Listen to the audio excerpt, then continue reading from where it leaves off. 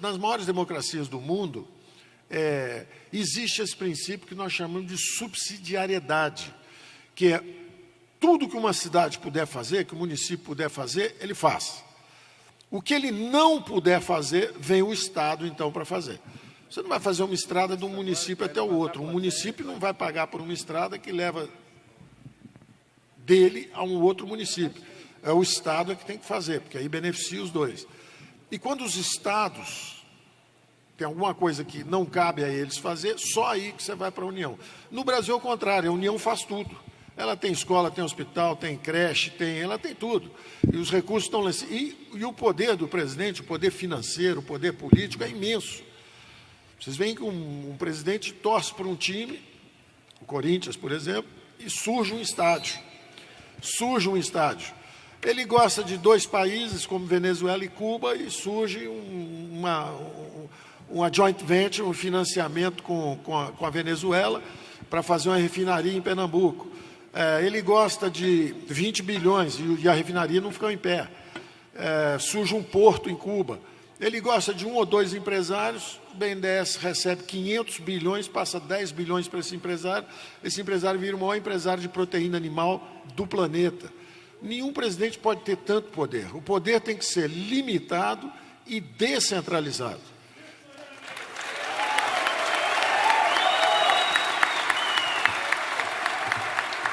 Esse movimento municipalista é antigo. Isso já durante o próprio regime militar surgiram as primeiras lideranças de movimento municipalista, e quando houve a redemocratização, o governo federal justamente prometeu, e colocaram os constituintes na Constituição, que essa descentralização de recursos ocorreria. Mas o que nós vimos, à medida que a situação foi se complicando, a inflação subiu, foi o governo federal julgou os estados e municípios ao mar, porque ele tem capacidade de endividamento, ele tem capacidade de tributação, ele tem capacidade de emitir moeda, e começou a criar impostos não compartilhados, uma série de contribuições não compartilhadas com estados e municípios. E nós vimos devagar justamente essa deterioração das finanças de estados e municípios. Ora, toda a nossa campanha foi feita em cima dessa ideia de desconcentrar recursos, poderes, recursos financeiros e atribuições. E nós vamos ter que fazer isso acontecer. O nosso primeiro olhar para isso é um olhar de curto prazo. Eu não preciso nem falar muito da Previdência, porque a Previdência todos já sabemos que é algo importante também para municípios, também para os estados, porque o que nós estamos fazendo, na verdade, estamos presos a um sistema previdenciário que está condenado, porque ele já está financeiramente insustentável, mesmo antes da população envelhecer. O Brasil está com pouco mais de 10% de idosos e já gasta 10% do PIB, e a pirâmide etária, ele tem várias bombas a bordo, é um avião indo para alto mar, sem combustível, com várias bombas a bordo. Quando você tem 10 jovens pagando para um idoso que está se aposentando, o sistema é muito superavitário, muito forte. Aí a demografia vai mudando, você depois tem 4 jovens pagando um aposentado. E no final você tem 2 jovens, um jovem pagando, tentando pagar um aposentado, não dá mais, a contribuição desse jovem já não consegue pagar a do aposentado. Então a pirâmide etária está mudando contra nós. Esse sistema que está aí está condenado. Então o que nós estamos fazendo? Estamos pedindo uma reforma onde quem tem menos está recolhendo ainda menos para a Previdência. Todo mundo que vai... 83% da população brasileira recebe menos de 2 salários mínimos como aposentadoria. 83% dos aposentados brasileiros recebem menos de 2 salários mínimos. O que nós estamos fazendo com esses 83%, que são justamente os mais frágeis? Nós estamos baixando a contribuição de 8% para 7,5%. Então, eles estão pagando menos. Agora, estamos todos estendendo um pouco a aposentadoria. Aí você diz, mas os mais pobres estão estendendo? Não. Nós calculamos com que idade se aposentam os mais pobres. Mulheres, 61 anos e meio. Então, nós passamos para 62. Homens mais pobres, 65 anos. Então, nós passamos para 65 anos. Então, em quem que essa reforma da Previdência vai pesar? ela vai pesar sobre aqueles 18% que são os beneficiados, que entraram, às vezes, num concurso público, ou então numa empresa privada, do pai, do tio, começaram a contribuir aos 18 anos, e vão se aposentar aos 48 anos, 49 anos. Tanto que no debate lá na própria CCJ, na comissão da Câmara, o próprio redator falou, eu vou me aposentar o ano que vem, aos 48 anos.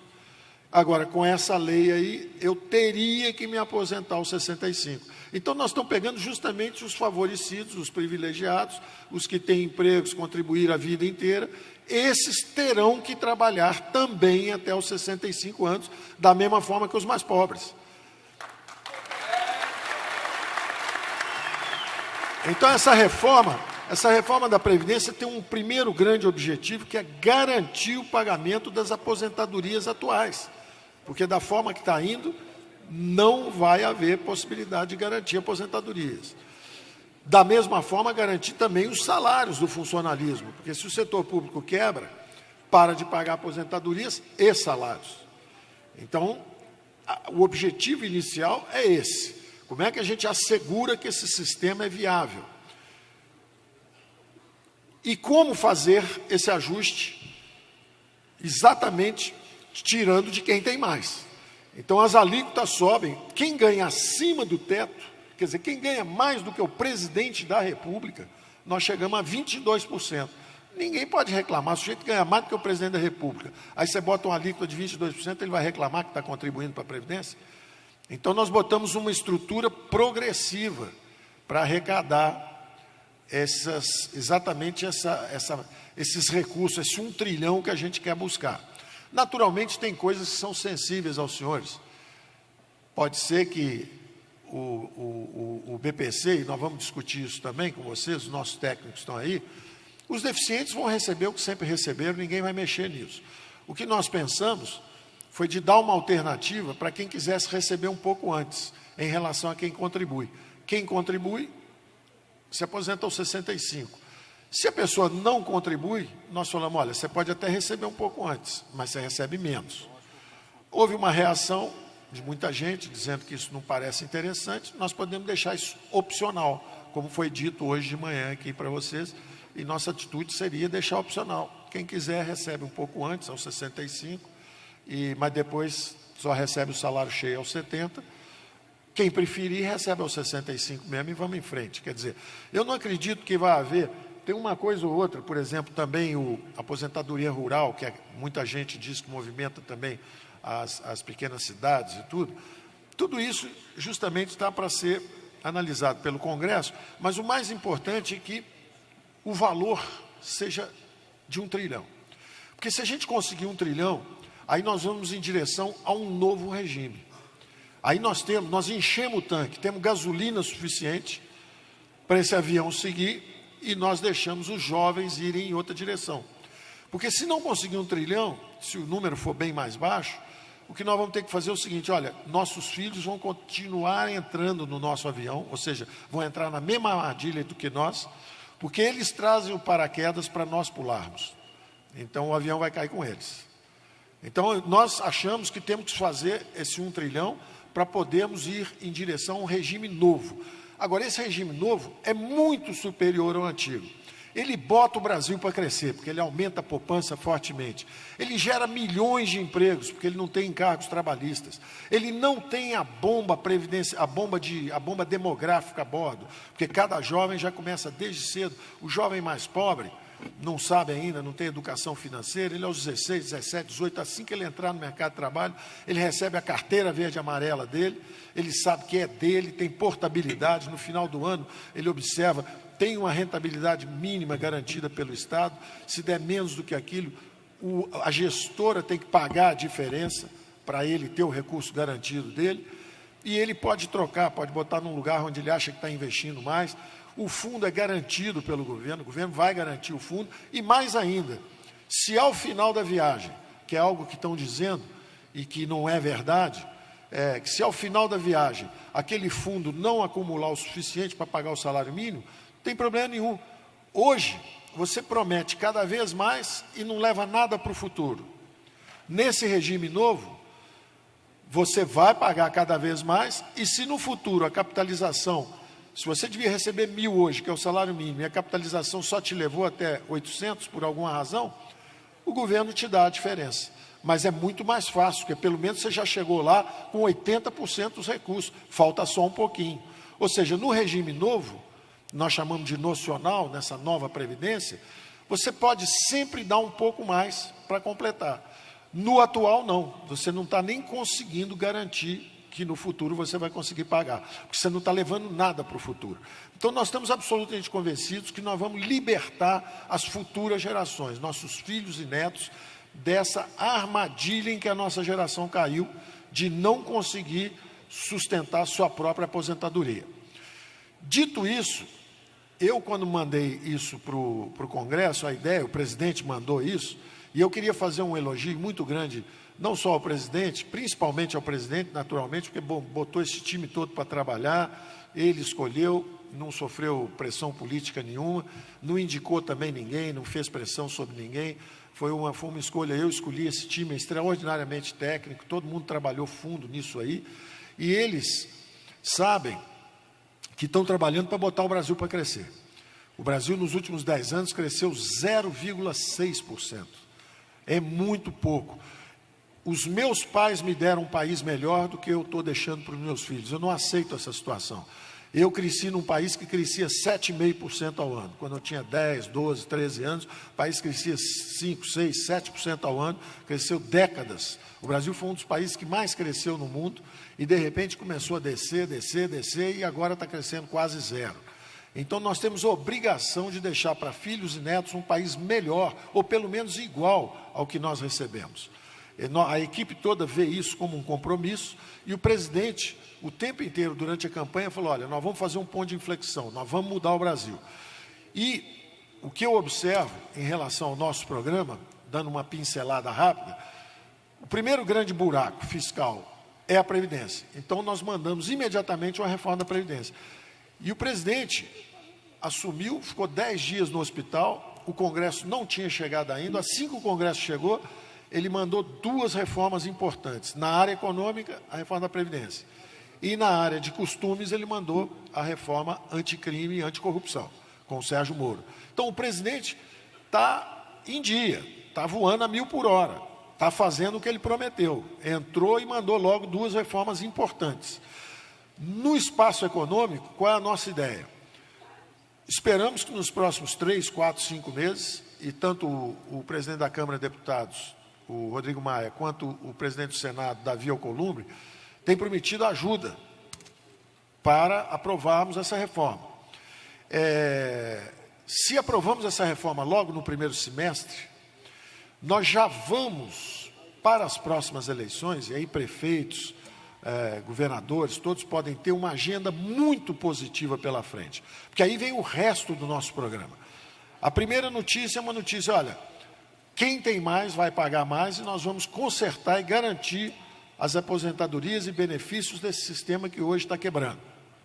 Só que nós vamos garantir também a passagem para nossos filhos e netos para um Brasil que vai crescer, vai democratizar o capital, vai acumular investimentos mais rapidamente, vai melhorar a distribuição de renda, porque nós vamos democratizar o capital, e ao contrário do que se tem dito,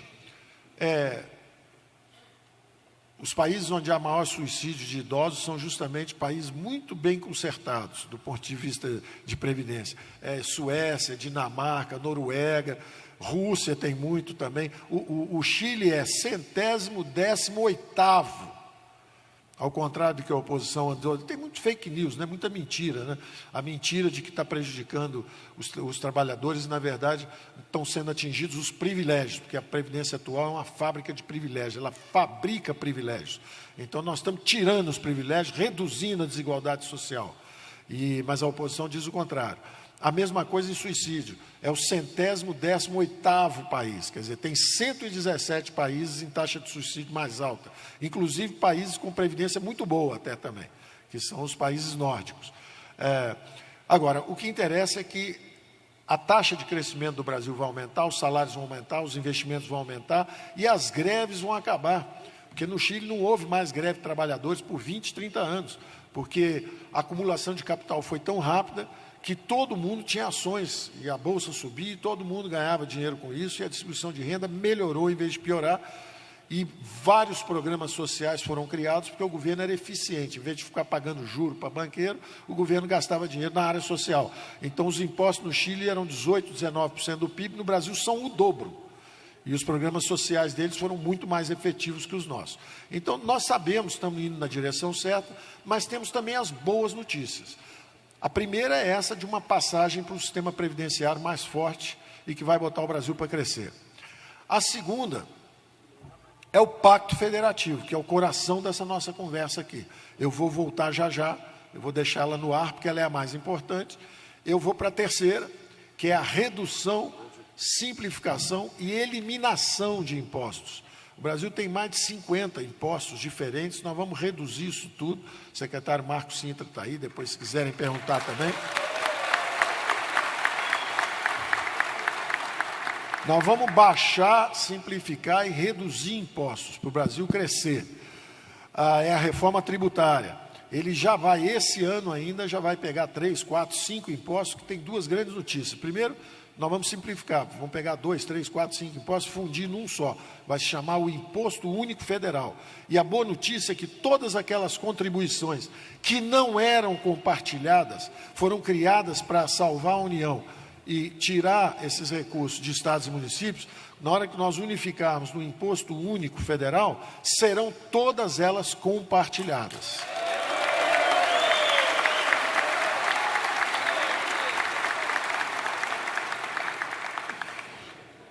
A terceira reforma que nós vamos fazer, está ali também o Salim Matar para falar, é a privatização.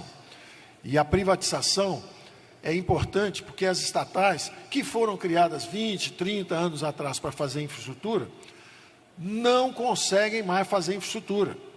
A Eletrobras estava quase quebrada, a Petrobras quase quebrou, e quando a estatal não consegue mais investir, acaba aparelhada politicamente, vira foco de corrupção. Onde aconteceu o mensalão? No Correios. Onde aconteceu o Petrolão? Na Petrobras. Onde aconteceu o problema diziam que era o problema do MDB, não é? Caixa Econômica Federal.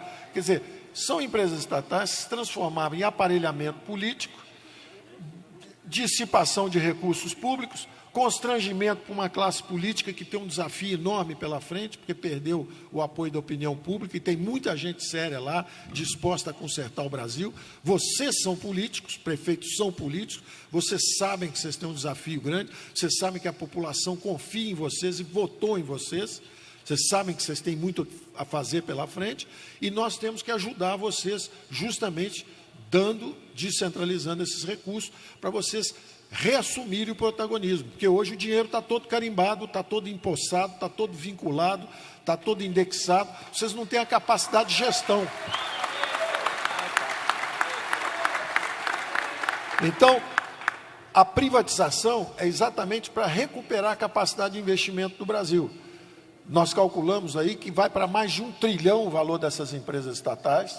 Da mesma forma, o Salim tem 700 mil imóveis também, mal administrados, caindo aos pedaços, às vezes prédios também novos, mas mal alugados, e casas, me ofereceram, logo que chegamos aqui, quer uma casa na beira do lago? Não, vende, entrega para o Salim, vende esse troço, reduz a dívida e vamos embora. Vamos vender isso. Tem mais de 1 trilhão em ativos imobiliários também. Então, se tem uma dívida de 4 trilhões, tem 1 trilhão em imóveis, 1 trilhão em estatais, podia rachar essa dívida pela metade. E, em vez de pagar 400 bilhões de juros todo ano, reduz isso pela metade. São 200 bilhões que podiam estar a serviço de saúde, educação, saneamento.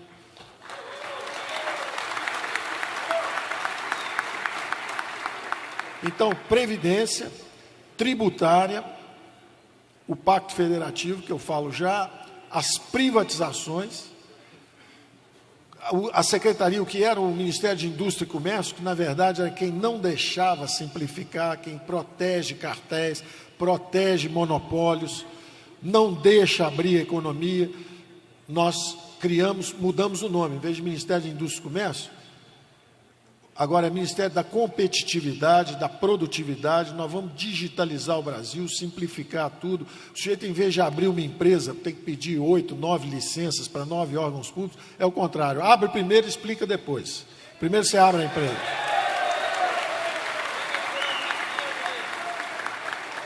Então, esse Ministério de Competitividade e Produtividade está funcionando também. O outro é o Ministério que nós chamamos de Gestão, que era o antigo Ministério de Planejamento, que vai fazer também a reforma do Estado.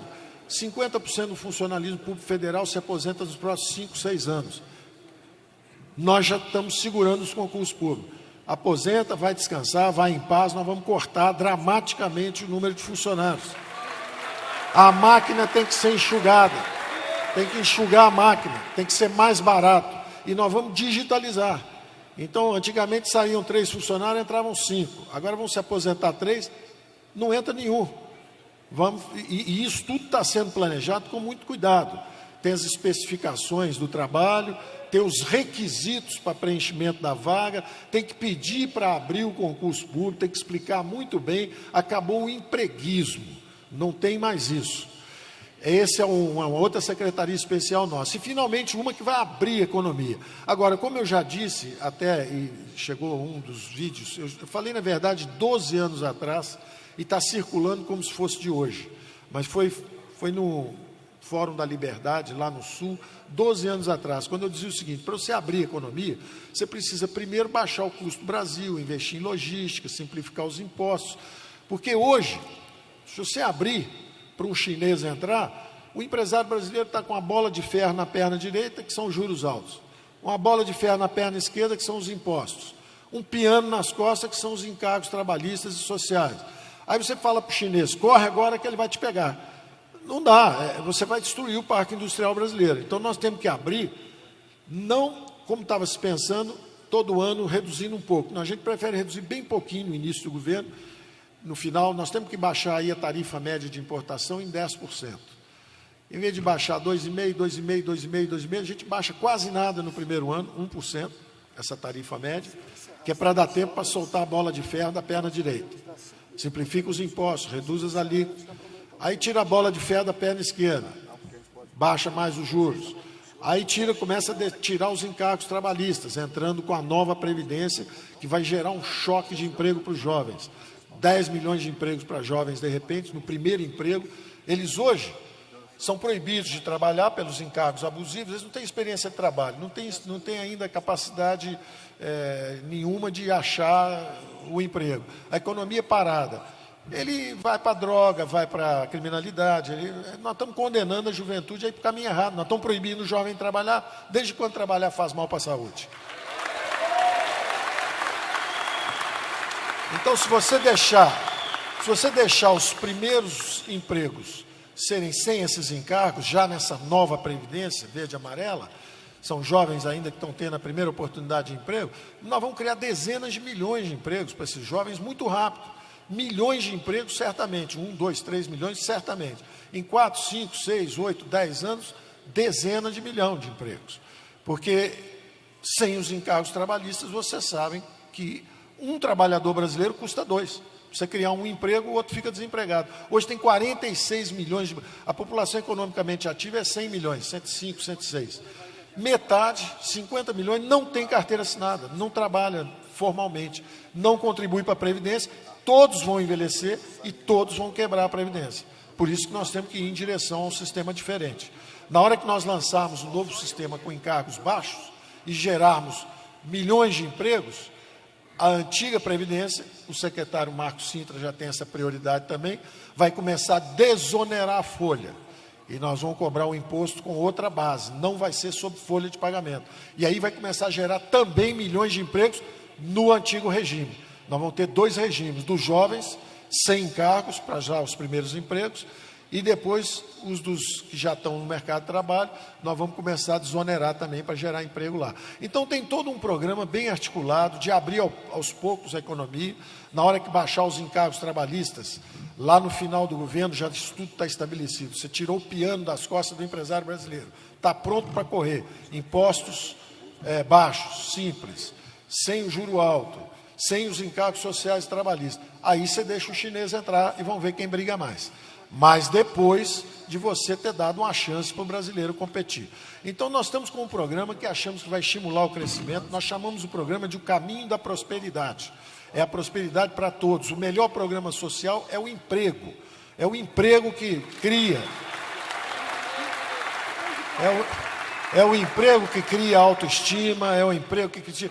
Nós seremos sempre uma nação generosa, nós sempre ajudaremos os que ficaram para trás, mas não vagabundo que quer viver às custas dos outros. Esse não, né? Esse nós conhecemos bastante também. Então, uma coisa é você pegar os que ficaram para trás, é o que tem um acidente físico, é o que tem uma deficiência, é o que não tem escolaridade ainda, não conseguiu emprego, você dá ajuda, tentar que se eduque, dar uma Bolsa Família, dar uma Bolsa Educação, tudo nós vamos ter sempre essa generosidade, somos um povo generoso. Mas não podemos premiar também corrupção, vagabundagem, falta de espírito competitivo, cartório, coisa desse tipo. Então, eu acho que o presidente representa isso, a mudança é essa, e agora eu quero então falar um pouco mais do Pacto Federativo para nós terminarmos. A ideia do Pacto Federativo é realmente botar o dinheiro na base, botar 65% a 70%. O Brasil hoje está com 65% do recurso aqui em Brasília. Aqui não falta nada. Agora, lá embaixo falta tudo. 70% do dinheiro tem que ir para baixo. 70% do dinheiro lá embaixo. É 70% lá embaixo e 30% aqui em cima, se muito. 30% aqui em cima. Como é que nós vamos fazer isso? Nós pretendemos fazer isso em dois movimentos. O primeiro movimento é esse ano.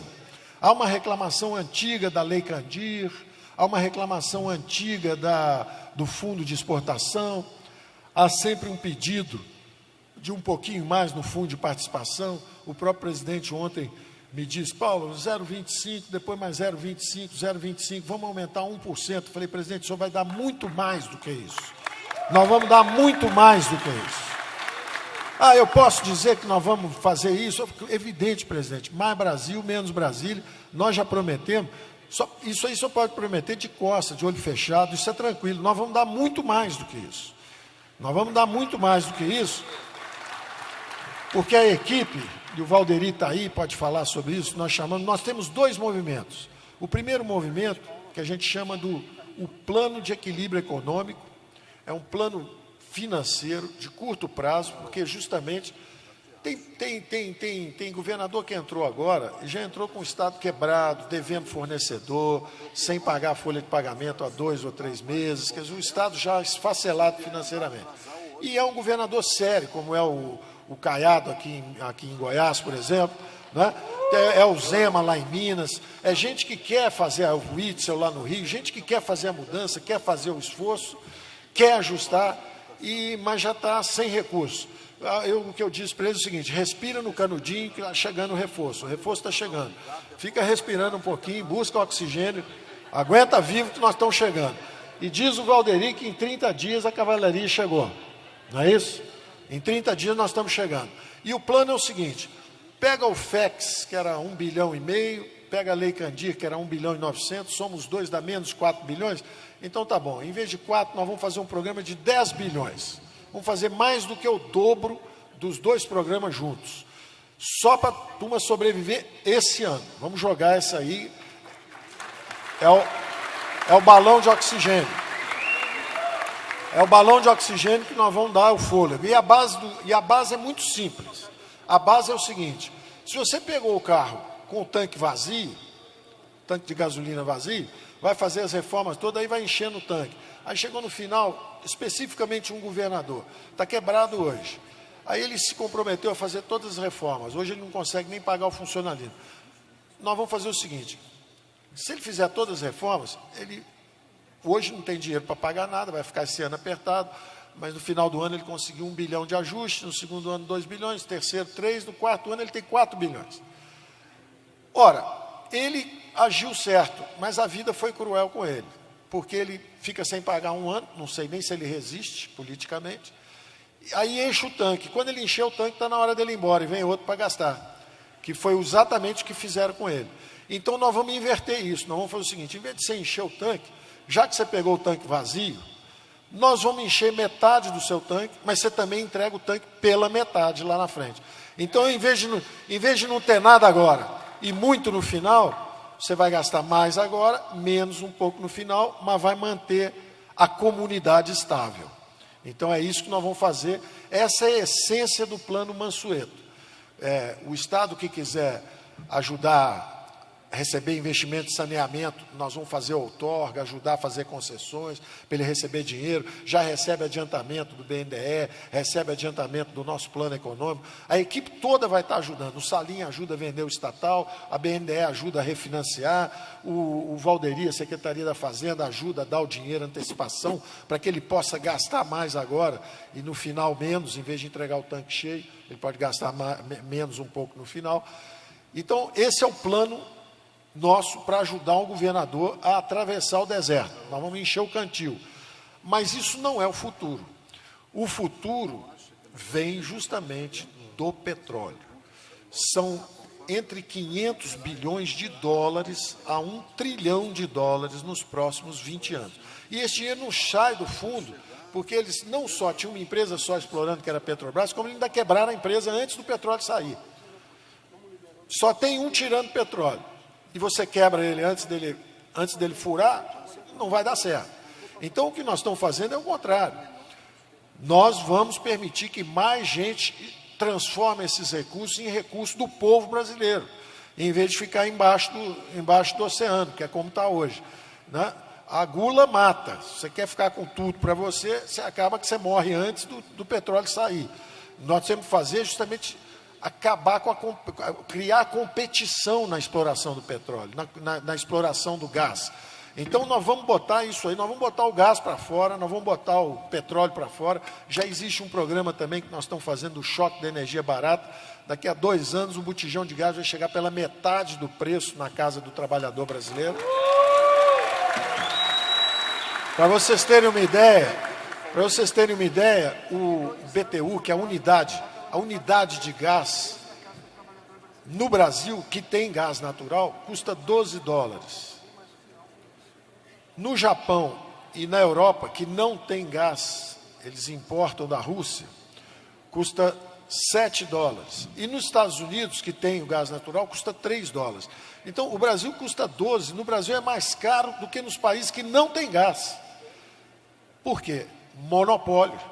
Monopólio da Petrobras para refinar, monopólio das companhias estaduais para distribuir, tudo monopólio. Nós vamos quebrar esses monopólios e nós vamos baixar o preço do gás e do petróleo, com a competição, fora a redução da roubalheira, né? Então, esse movimento de descentralização dos recursos, então, para terminar essa essência do choque do Pacto Federativo, é que você tem que sentir a presença do Estado exatamente onde o povo está.